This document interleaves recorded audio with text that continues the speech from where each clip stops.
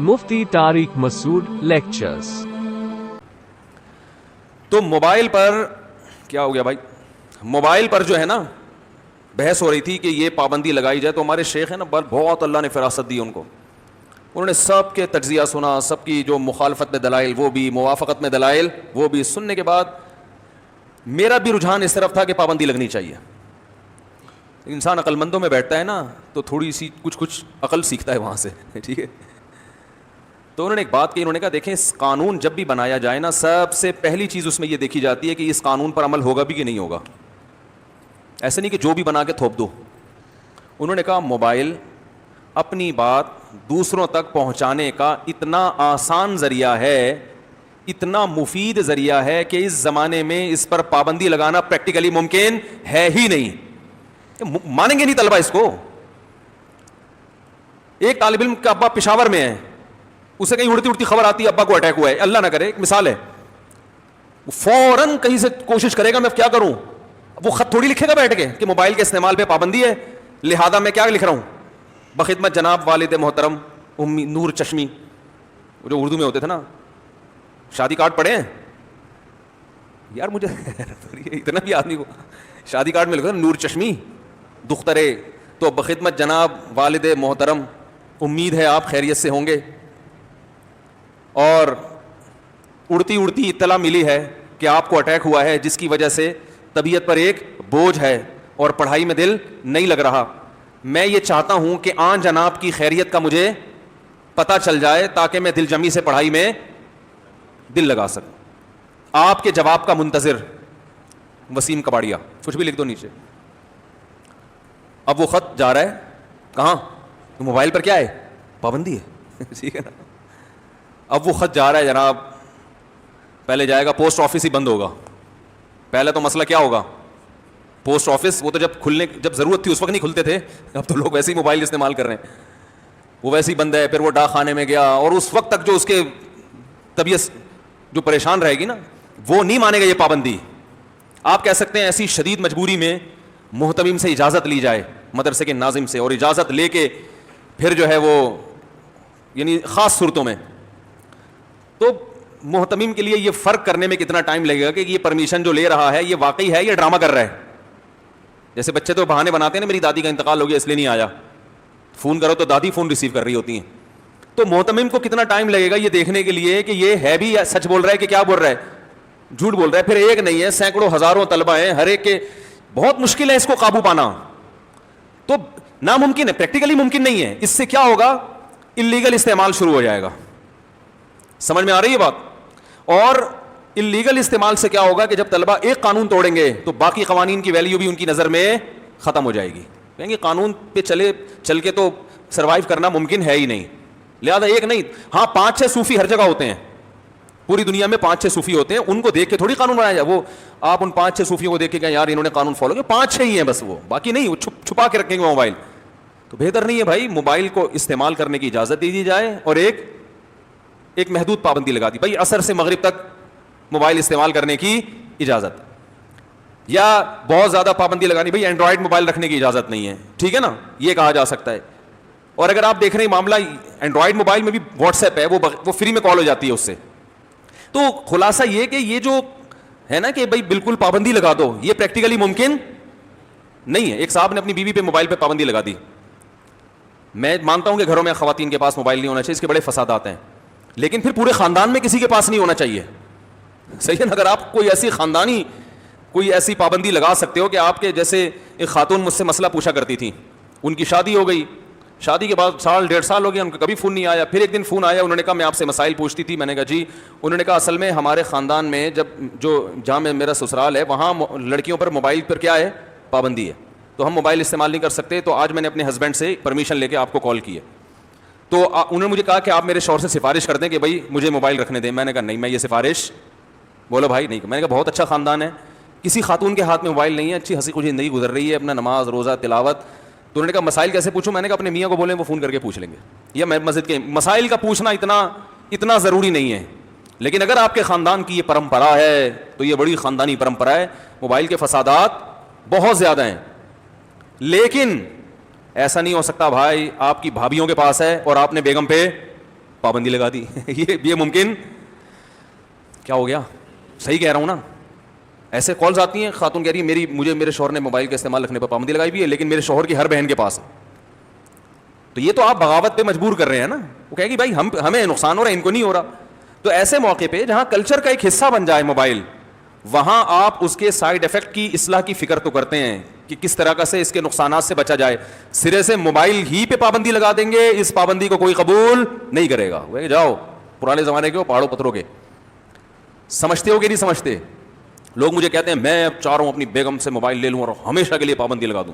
کیوں بھائی؟ اگر آپ تھانے دار ہو, ایس ایچ او سے بڑے اچھے تعلقات ہیں آپ کے, اور آپ کی بیگم اس پابندی پہ زبردست طریقے سے عمل کرے گی, اور سب کے پاس موبائل ہوگا, آپ کی بہنوں کے پاس بھی, آپ کی بھابھیوں کے پاس بھی, جوائنٹ فیملی ہے, سب موبائل پہ گپیں لگائیں گے, صرف ایک آپ کی بیگم ہوگی جس پر یہ پابندی ہوگی, اور اتنی نیک بیوی آپ کو ملی ہے کہ وہ اس پابندی کو فالو بھی کرے گی, تو اس کو تو ویسے ہی موبائل دے دو, اس کو ویسے بھی نقصان. بھائی اتنی نیک ہے پھر تو کیا خیال ہے, پھر تو ویسے بھی اس پہ پابندیوں کی ضرورت نہیں ہے نا.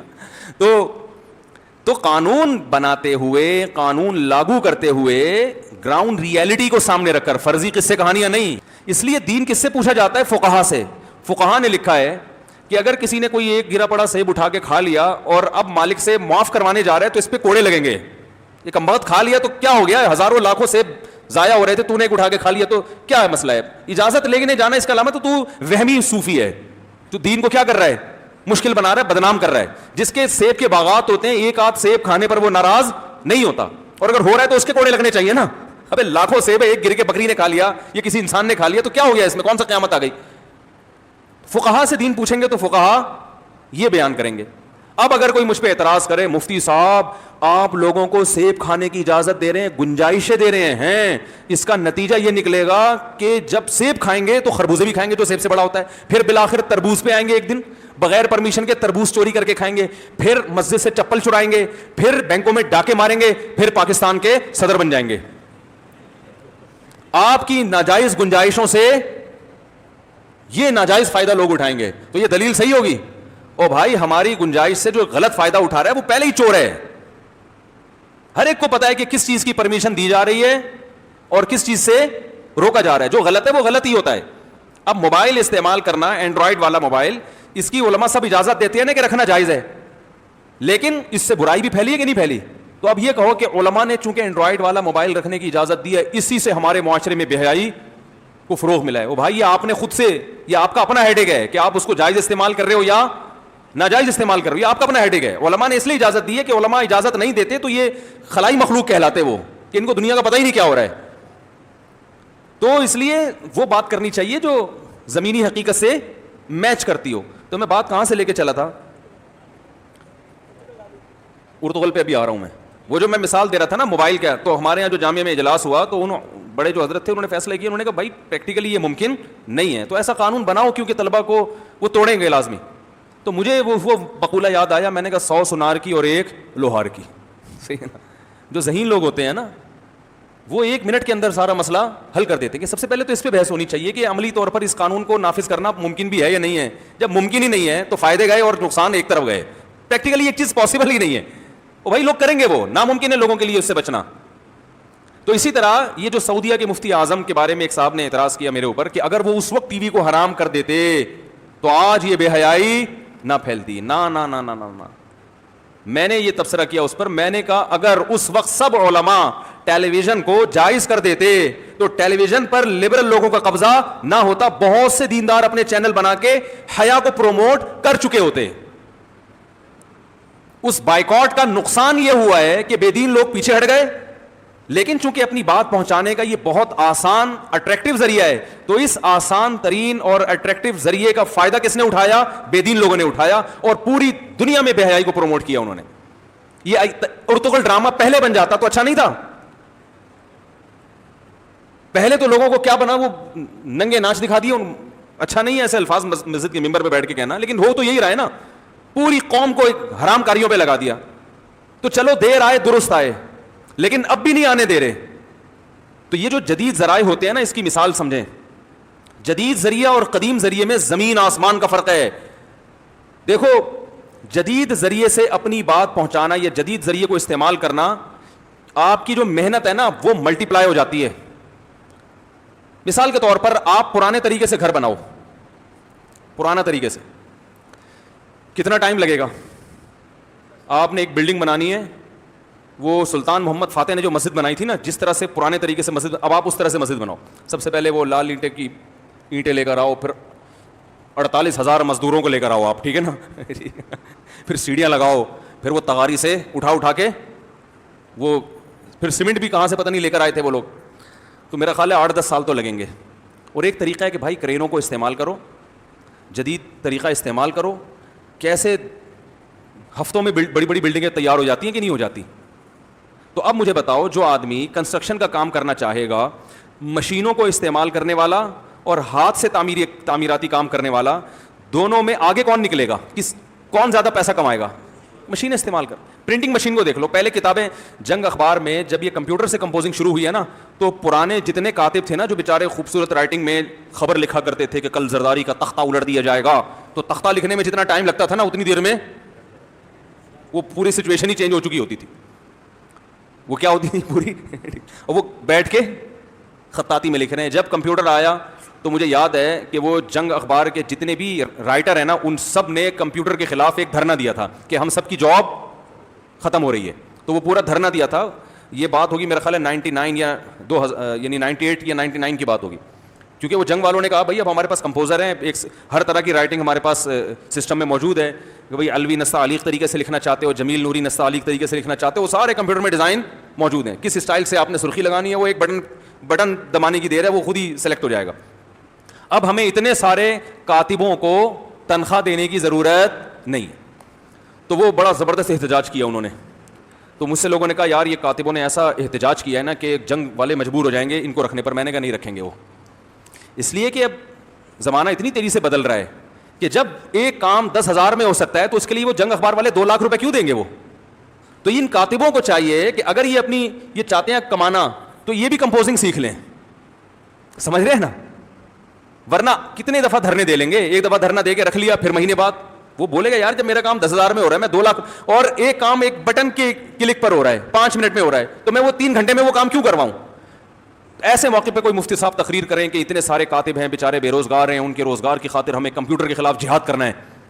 تو اس دھرنے کا نام دیا گیا تھا کاتبوں کا کمپیوٹر کے خلاف دھرنا. میں نے کہا بھائی کمپیوٹر سے جنگ نہیں, کمپیوٹر بہت ڈیڑھ ہوشیار ہے, ٹھیک ہے نا, بہت آگے نکل گیا ہے. تو اسی طرح یاد رکھو کہ یہ جو ہم اس طرح کی باتیں کرتے ہیں نا, کہ اگر سعودی عرب کے مفتی اس وقت فتویٰ دے دیتے تو ٹی وی نے تو پھر بھی پھیلنا تھا, کیونکہ یہ اپنی بات پہنچانے کا اتنا آسان اور اٹریکٹیو ذریعہ ہے کہ آپ دنیا کو سے اس کی بغاوت کروا نہیں سکتے. یہ ممکن, کوئی مانے گا نہیں اس کو, چند لوگ ہوں گے, باقی کوئی بھی نہیں بچے گا. تو نتیجہ یہ نکلا کہ اس فتوے کا فائدہ یہ ہوا کہ ٹیلی ویژن پہ جہاں بے حیائی پھیلی سعودی عرب میں, بہت سارے علماء بھی اپنی بات ٹیلی ویژن کے ذریعے دنیا کو بتاتے ہیں. تو اب تو یہ نہیں ہے کہ ایوائڈ کرنا ہے, اب یہ مقابلہ کرنا ہے.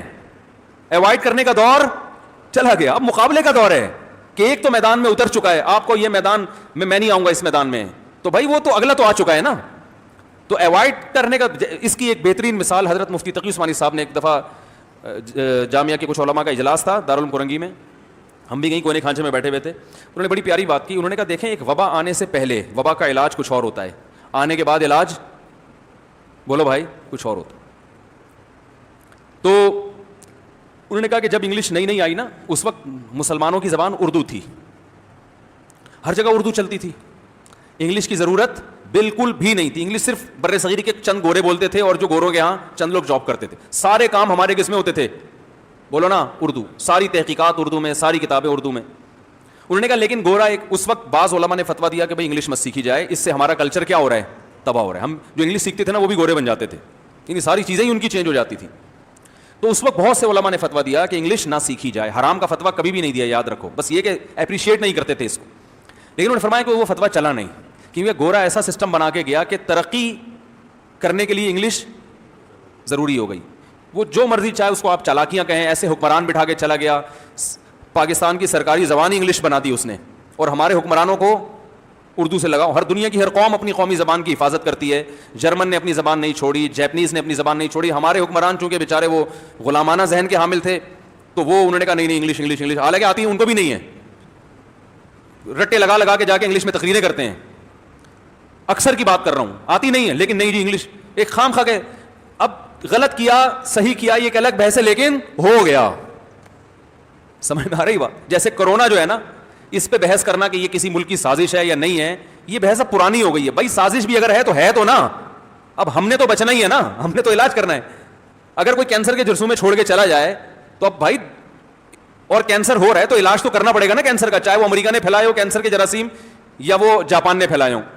جاپان ویسے ایسی حرکتیں کرتا نہیں ہے. تو خیر, اب جب ایک چیز پھیل گئی ہے تو اب بھائی ایک گھونٹ آپ کو بھی پینا پڑے گا. اب انگلش جب پھیل گئی ہے, آپ کی نہیں چلی, اب جو نہیں سیکھے گا وہ پیچھے رہ جائے گا, کیونکہ سب کچھ انگلش میں آہستہ آہستہ آہستہ آہستہ کنورٹ ہو رہا ہے.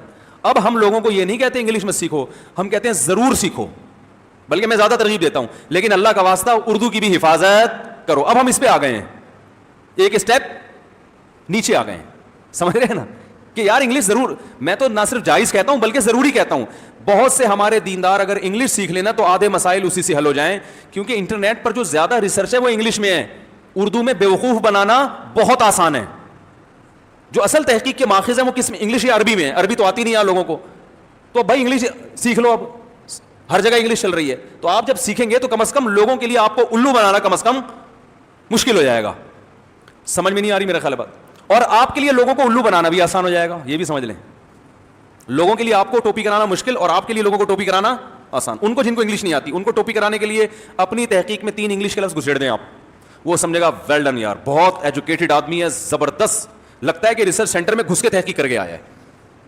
2-4 انگلش کے الفاظ آپ ٹھش پش لگا دیں نا ساتھ میں تحقیق میں, تو پبلک ویسے ہی کیا ہو جاتی ہے چاہے وہ غلط ہی ہو, کوئی تحقیق نہیں ہو. خربوزے کو آپ انگلش میں کیا کہتے ہیں پتہ ہے؟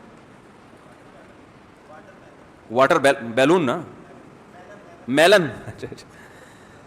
تو وہ ہمارے استاد تھے, ان کے پاس ایک شخص آیا وراثت کا مسئلہ پوچھنے کے لیے. کہنے لگا, وہ مفتی صاحب سے بات کر رہے تھے وراثت کو, کہنے لگے ڈنکی کار کا کیا ہوگا, ڈنکی کار کس کو ملے گی؟ ہمارے استاد نے کہا کہ بڑی مہنگی چیز ہوگی, ڈنکی کار کوئی جاپان نے نئی گاڑی نکالی ہوگی. تو وہ کہنے لگے یہ اس کو یوں. تو پھر انہوں نے پوچھا یار یہ کون سی کار؟ انہوں نے کہا گدھا گاڑی. انہوں نے کہا اللہ کے بندو بولو نا گدھا گاڑی. لیکن گدھا گاڑی بولتے ہوئے ان کو کیا آ رہی ہے؟ شرم. کیسا نا مفتی صاحب مسئلہ ہی نہ بتائیں, غریب اٹھ کے آ گئے مسئلہ پوچھنے کے لیے, چلو یہاں سے جاؤ. تو کیا کہہ رہے ہیں جی؟ ڈنکی کار, تاکہ ہم کیا لگیں دیکھنے میں پڑھے لکھے لوگ لگیں. تو اب کسی کو بیوقوف بنانے کے لیے بھی انگلش سیکھنا ضروری ہے. خیر یہ تو میں مزاق کر رہا ہوں. تو وبا آنے سے پہلے اس وقت احکام کو چھوڑتے, اب تو بھائی آپ نے اگر نہیں سیکھی تو آپ دنیا سے پیچھے رہ جاؤ گے, بہت پیچھے رہ جاؤ گے, آپ کسی بھی کام کے نہیں رہو گے آپ. ڈاکٹر ذاکر نائک کی ایک ترقی کی بہت بڑی وجہ یہ ہے کہ ان کی اسپیچز ایک بین الاقوامی زبان میں ڈیلیور ہوتی ہیں, ساری دنیا سنتی ہے. ہمیں صرف اردو اسپیکنگ جانتے ہیں. میں ملیشیا گیا تو وہاں جو مسلمان تھے وہ تو بڑے ملنے کے لیے, ملیشین نہیں آئے مجھ سے ملنے کے لیے, ان کو پتہ ہی نہیں تھا یہ مولانا صاحب ہیں کون, کوئی ملیشیا کا آدمی. اور مفتی مینگ بہت اچھا کام کر رہے ہیں, وہ جاتے ہیں تو ملائی بھی ان سے ملنے کے لیے آتے ہیں, اور ہر قوم کا آدمی ملتا ہے کیونکہ بین الاقوامی زبان ہے نا. تو انہوں نے ایسی زبان کا انتخاب کیا جو پوری دنیا میں, بولو بھائی, سنی جاتی ہے. تو ہمارے مدارس اب بھی نہیں آ رہے اس طرف, افسوس اس پر ہے. کچھ مدرسوں میں انگلش سکھانا شروع کیے مگر ثانوی درجے میں.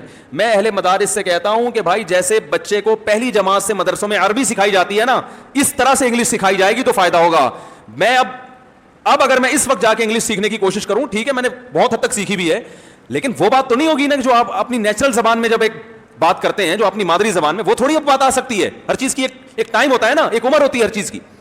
اور میں جو پنجاب کے طلبہ ہیں, جو ہمارے پشتو بولنے والے طلبہ ہیں, ان سے میں کہتا ہوں یار تم نے اگر پاکستان میں کام کرنا ہے تو اردو سیکھنی پڑے گی. نہیں آ رہی بات؟ اب وہ پشتو میں تقریریں کر رہے ہیں, وہ پنجابی میں تقریریں کر رہے ہیں, کوئی سرائکی میں کر رہے ہیں. میں کہہ رہا ہوں یار تم نے اگر کرنی ہی ہے تو اردو میں کرو نا, کیونکہ اردو بولو گے تو پشتو بولنے والے بھی سمجھیں گے, پنجابی بولنے والے بھی سمجھیں گے, سرائکی بولنے والے بھی سمجھیں گے. تو ہمیشہ تبلیغ کے لیے بڑی سے بڑی زبان کا انتخاب کرنا چاہیے. اگر میں پشتو میں بیان کر رہا ہوتا تو یہاں اتنے لوگ بیٹھے ہوتے, صرف وہ بیٹھے ہوتے جن کو پشتو آتی ہے. ایسا ہی ہے نا.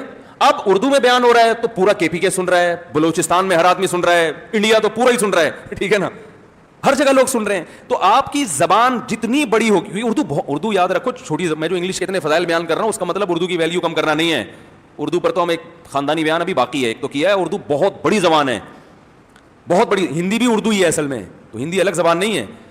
اردو کی جو کوالٹیز ہیں, اس لیے میں کبھی بھی یہ نہیں کہتا کہ انگلش سیکھو تو اردو کو بھول جاؤ, نا نا نا نا. میں تو جو وہاں امریکہ میں رہتے ہیں نا لوگ, ان سے کہتا ہوں بھائی اپنے بچوں کو اردو لازمی سکھائیں. اور آپ کو پتا ہے ڈاکٹر ذاکر نائک کے یہاں انسٹیٹیوٹ میں اردو بھی سکھائی جاتی ہے, حالانکہ وہ تو انگلش بولتے ہیں نا, انگلش بڑی زبان ہے, لیکن ان کو اردو کی ویلیو کا اندازہ ہے. میری جب ان سے ملاقات ہوئی تھی, انہوں نے بتایا کہ اردو میں عربی کے بعد جتنا لٹریچر اردو میں ہے نا مذہبی, اتنا کسی اور زبان میں نہیں ہے. تو ان کے یہاں بھی اردو سکھائی جاتی ہے, کیونکہ بر صغیر میں انڈیا, پاکستان, بنگلہ دیش, برما, یہ بہت بڑی آبادی ہے, یہاں اب بھی میجورٹی انگلش نہیں جانتی. ان میں کام کرنے کے لیے آپ کو اردو سیکھنا پڑے گی.